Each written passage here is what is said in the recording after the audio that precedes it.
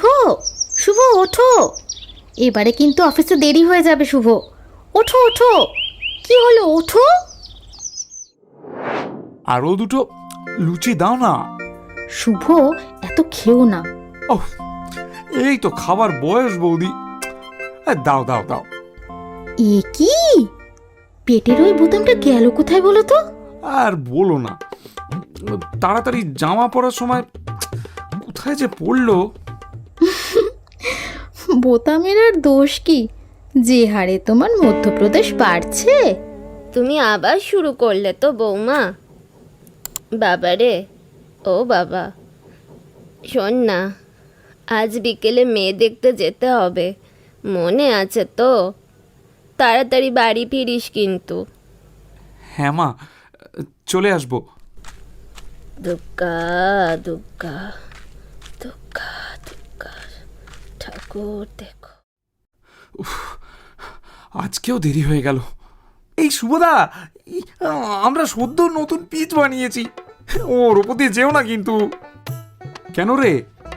আরে বসে যাবে তো, তখন কিন্তু পিচ বানানোর জন্য আবার টাকা নেব।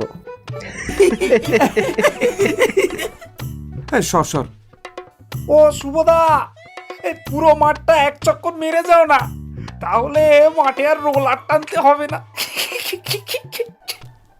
অফিস টাইমে ভিড়ের চাপে মেট্রোর দরজাটা বন্ধ হচ্ছিল না। শুভ দরজার একেবারে সামনে দাঁড়িয়েছিল, আর তার ভুঁড়িতেই বারবার আটকে যাচ্ছিল দরজা। দাদা, আপনি একটু নিঃশ্বাস বন্ধ করে ভুঁড়িটা কমান না, তাহলে তো দরজাটা বন্ধ হয়।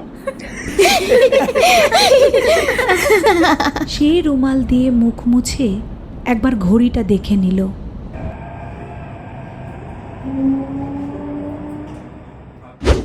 বাবা, এই চাকরি বাকরি তো ভালোই করো, কদিন ধরে একটা কাজ আটকে আছে, একটু দেখে দিও তো।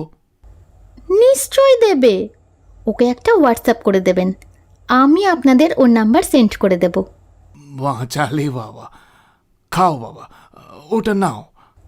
এবারে মেয়েকে নিয়ে আসুন, ওরা একটু দেখুক একে অপরকে। ঠিক ঠিক ঠিক। মিলি, মিলিমা, এবার আয়। ভেতর থেকে কেউ যেন তাকে ডাকলো। একটু ইতস্তত করে তিনি ভেতরে চলে গেলেন। দেখো না, মেয়ে যেতে চাইছে না, কি মুশকিল বলো তো। মিলিমা, ওনারা বসে আছেন, না যাওয়াটা অভদ্রতা। এই রকম একটা বালির বস্তার সঙ্গে তুমি আমার বিয়ে দেবে ভাবছো? আমি একজন যোগা টিচার, আর এ কোনোদিন মাঠে গেছে কিনা কে জানি। একটু আস্তে বল, ওনারা শুনতে পাবেন তো। শুনুক, শুনলে যদি একটু ফিগার কনসাস হয়। একটু অন্তত গিয়ে বস মা, মাথাটা ঠান্ডা কর। ততক্ষণে শুভরা খানিকটা আন্দাজ করে ফেলেছে, কিন্তু মিলিকে দেখে সে পলক ফেলতেই পারছে না। ঘরের ভেতরের পরিবেশ তখন খুবই গম্ভীর। মায়ের ইশারা সত্ত্বেও মিলি কিছুতেই শুভর দিকে মুখ ফেরালো না। মিলি, তুমি কি করো? আমি যোগা টিচার, একটা স্কুলের গেম টিচার হিসেবে জবও করি। বাহ, অবশ্য তোমাকে দেখে বেশ বোঝা যাচ্ছে। আর বলো না, বিয়ের পর থেকে আমারও যা অবস্থা। আসলে আমরা ছোটবেলা থেকে শুধু কেরিয়ারের দিকেই নজর দিই, কিন্তু শরীরের দিকে আর দেওয়া হয় না। বেশিরভাগ বাড়িতেই একই জিনিস, আমরা ভুলেই যাই স্বাস্থ্যই সম্পদ। আর এই জন্য প্রতিদিন মাত্র 1 ঘন্টা যোগব্যায়াম করলেই হবে। নিয়মিত যোগব্যায়াম করলে শরীর রোগমুক্ত হয়। আমাদের দেশের জিনিস বিদেশিরা করছে, অথচ দেখুন আমরাই সেটা ভুলে গেছি। ঠিকই বলেছ। ভালোই হলো, মিলি আমাদের ঘরে এলে আমরা সবাই কিন্তু তোমার ছাত্রী হব। এমনিও আসবেন, যা জানি নিশ্চয়ই শেখাবো। আনফিট লোকজন আমি একদম পছন্দ করি না। শুভ মিষ্টি খেতে গিয়ে বিষম খেয়ে বসলো। সে চিনতে পেরেছে, একেই তো মেট্রো রেলে দেখেছিল, ওকে ভুঁড়ি কমাতে বলল। প্রথম আলাপটাই যেরকম বিদঘুটে হলো, তার উপরে এখন যা বলল, কি হবে কে জানে। তবে মেয়েটা যেন বাড়াবাড়ি রকমের সুন্দরী। রাগটা কেমন যেন গলে জল হয়ে গেল তার। বাবা, আস্তে আস্তে খাও। মিলির মা ইশারা করে মিলিকে চা এগিয়ে দিতে বলল। অনিচ্ছা সত্ত্বেও মিলি সবাইকে সার্ভ করে দিচ্ছিল। শুভ তার হাত থেকে চায়ের কাপটা নিতে গিয়ে হাতটা কেঁপে গিয়ে তার গায়ে চা পড়ে গেল। আর অমনি মিলি হেসে ফেলল। এ বাবা, এই দেখো কি কি যে হয়ে গেল। কি অসভ্যতা হচ্ছে এটা মিলি, চুপ কর। মিলি, শুভকে একটু ওয়াশরুমে নিয়ে যাও। না না, ঠিক আছে, আমাকে বলুন না, চলে যাব। মিলি, যাও। অগত্যা সে শুভকে ওয়াশরুমে নিয়ে গেল। সেখান থেকে বেরিয়ে একটা ছোট ছাদে অনেক গাছপালা দেখে সেদিকেই এগিয়ে গেল তারা। আপনি গাছ ভালোবাসেন? খুব। প্রকৃতির মাঝে থাকতে আমার বেশ ভালো লাগে। আমিও, জানেন, আমাদের বাড়িতে খুব বড় বাগান আছে। তাতে আমি বনসাই করে আম, লেবু আরও কত যে গাছ বসিয়েছি। আপনি যখন যাবেন তখন খুব ভালো সরি, আপনার তো আমাকে। মিলিও চুপ করে গেল। চলুন, সবাই অপেক্ষা করছে। বাহ, বেশ ভালো তো। আপনার কি আবার মাছেও ইন্টারেস্ট আছে নাকি? আছে মানে, আমাদের বাড়িতে বিরাট একটা অ্যাকোয়ারিয়াম আছে। আর আমার ঘরেও একটা ছোট অ্যাকোয়ারিয়াম আছে, জানেন। আর ফাইটারগুলোর জন্য ছোট ছোট। এই, আপনাকে বোর করছি না? না না, আমারও বেশ ভালো লাগে, তবে বেশি সময় হয় না। মানে একবার যদি কখনো সময় হয়, এমনি মানে এলে সব দেখাতে পারতাম আর কি। শুভ, এত সকালে কোথায় চললে? একটু দৌড়ে আসছি, শরীরটা ফিট রাখতে হবে তো। ভাই এত সকালে কোথায় গেল বলো তো? কি জানি বাবা, বলে গেল তো দৌড়ে আসছি। শুভ এসে থামল মিলির বাড়ির সামনের মাঠে। তার একটু আগের থেকেই মিলি ওই মাঠে কয়েকজনকে যোগা শেখাচ্ছিল।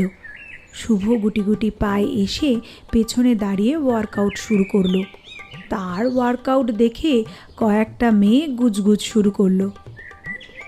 এই, আমাদের মাঝে একটা হাতি ঢুকে পড়েছে, দেখ। আরে সার্কাসে যেতে হবে না, এখানেই সার্কাস চালু হয়ে গেছে। সত্যি, কোন সার্কাস থেকে এসেছে রে, কিরকম করছে দেখ। এই কথা প্রায় সবারই কানে গেল। সবাই মুচকি মুচকি হাসতে লাগলো। কিন্তু এসবে শুভ কানই দিল না। তবে মিলি সবাইকে শান্ত করতে একটু ধমক দিল। কি হচ্ছে কি? মন দিয়ে ক্লাস করুন। না না, একেবারেই হচ্ছে না। আরে, আপনি এখানে? কি ব্যাপার? আসলে আমি জানি আমি খুব মোটা, তো কি করব বলুন। আপনি আমাকে একটু শিখিয়ে দেবেন? আমার কাছে কেন? আপনি অন্য কারোর কাছে যান, যে আপনার বাড়ির কাছাকাছি হয়। আসলে মানে আপনি যদি মানে আমাকে আপনার মনের মতন মানে মানে যতটা হয় আর কি, আপনি আমাকে ফিরিয়ে দেবেন না প্লিজ? মিলি তাকে একবার ধমকাতে গিয়েও ঠিক যেন পারল না। আচ্ছা ঠিক আছে ঠিক আছে, রোজ আসতে হবে কিন্তু। আর আমি ডায়েট চার্ট করে দেবো, সেটা মেনে চলতে হবে কিন্তু। যা বলবেন করব, শুধু। ঠিক আছে, এবার শুরু করুন। সবাই চলে যাওয়ার পরেও শুভ সেদিন অনেকক্ষণ ওয়ার্কআউট করলো। আর পারছে না সে, কিন্তু মিলিকে বারণও করতে পারছে না। তবে মিলি তার অবস্থাটা বুঝল। এবার চলুন, আমাদের বাড়িতে গিয়ে একটু চা খেয়ে যাবেন।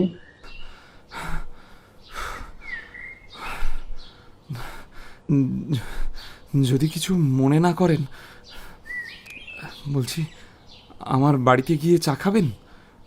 বৌদি খুব খুশি হবে। বৌদিকে খুশি করার কোনো দরকার নেই আমার, আমি চলি। আমারও খুব ভালো লাগবে। আপনাকে আমি গাছ মাছ সব দেখাবো, প্লিজ। শুধু গাছ আর মাছ? আর নতুন কবিতার বইটা? এখন থেকেই সব চেপে যাচ্ছেন, পরে না জানি আরো কি কি জানতে পারবো। এই রে, আপনি জানেন, মায়েরই বলছি, আর কিছুই আমি চাপিনি। চাপেননি? তাহলে কাল এতগুলো মেয়েদের অটোগ্রাফ দেওয়ার সময়ে একটি মেয়ে তো আপনার খুব গায়ে পড়ছিল। আরে ও তো আমার পিস্তুতো বোন। আপনি না কি যে বলেন। আর কিছু গুণমুগ্ধ ভক্ত, মানে অটোগ্রাফ না দিলে হয় বলুন? আর আমি যে দাঁড়িয়ে থেকে বাধ্য হয়ে চলে এলাম। তুমি ওখানে কেন? তুমি মানে আপনি তো আমার বাড়িতে চলে আসতে পারতেন। আপনি কেন? কেন কি? শুভ কিছু একটা বলতে গিয়েও পারল না। শুভর বুকের ভেতরে এতক্ষণে জমাট বাঁধা প্রেমের হিমবাহ এবার একেবারে চূড়ার থেকে খসে পড়ল। কি গো, অফিসের টাইম হয়ে গেল, ভাই এখনো এলো না? ওকে একবার ফোন করেছিলে? আজকে তাড়াতাড়ি বাড়ি এসো, তোমার ভাই ভালোই আছে। সে এখন চুটিয়ে প্রেম করছে, বুঝলে? বলো কি? কাকে? ও আর প্রেম? কেন? মিলির সাথে। আজকে ওখানেই খাবেন তিনি। দাঁড়াও, মাকে খবরটা দিই। মা, মিলি বিয়েতে রাজি হয়েছে। ভাই দুপুরে ওখানেই খাবে। আমরা তাড়াতাড়ি খেয়ে দিয়ে নিয়ে চলুন ও বাড়ি যাই। পাকা কথা বলতে হবে তো। বড় কোকা, শোন না। ও বড় কোকা, তুই আজকে আর আপিস যাস না, বুঝেছিস? আমার তো নিজের কানকে বিশ্বাস হচ্ছে না রে। আমি একবার ঠাকুর মশাইকে ফোন করে দেখি কেমন। হ্যাঁ, ভাই একেবারে যোগা দিবসের দিনই যোগা ম্যাডামের সাথে নিজের যোগাযোগ করে ফেললো।